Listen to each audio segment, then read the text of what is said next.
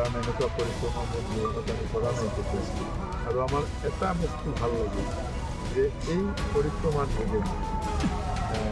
কিছুমান আমাৰ মহাজ্ঞানৰ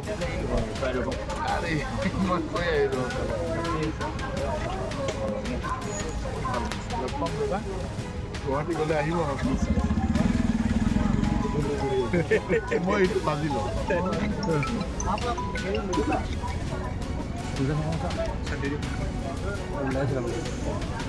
ঠিক আছে দাদা ভাই অকল সাৱধানে যাবা আহিব দাদা আগবাঢ়িব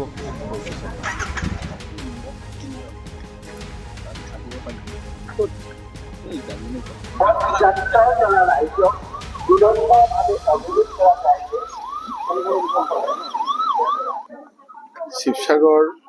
অহাৰ উদ্দেশ্য হ'ল যে আমাৰ এটা পথ সুৰক্ষা জন আন্দোলন আমি আৰম্ভ কৰিছোঁ যোৱা মাহৰ 19 তাৰিখৰ ফালৰ পৰা আমাৰ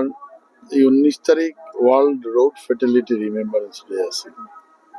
তেতিয়াৰ পৰা আমি এটা পৰিক্ৰমা টু হুইলাৰে আৰম্ভ কৰিছোঁ টু হুইলাৰ তাৰ মূল কাৰণ হ'ল যে আমি আমাৰ ষ্টেট ৰোড সেফটি কাউন্সিল আৰু ডিস্ট্ৰিক্ট ৰোড সেফটি কাউন্সিলে আমি দেখিলোঁ প্ৰায় 80% এক্সিডেণ্ট মটৰ বাইকেৰ লগতে হয় সেইকাৰণে আমি কিছুমান সরকারি আমার যিসকল বন্ধু আছে বিভিন্ন বিভাগের পুলিশ এক্সাইজ ট্রান্সপোর্ট ফিশারি তেওঁলোকক লৈ আমি এটা সরকারিভাবে এটা পৰিক্ৰমা আৰম্ভ কৰিছোঁ যে আমি 5টা কাৰণ যদি আমি মানি চলিব পাৰোঁ যেনেকুৱা হেলমেট পিন্ধি যদি আমি যাব পাৰোঁ মটৰ বাইক চলাব পাৰোঁ আৰু আমি নিয়ন্ত্ৰিত বেগে যদি চলাব পাৰোঁ যিকোনো গাড়ী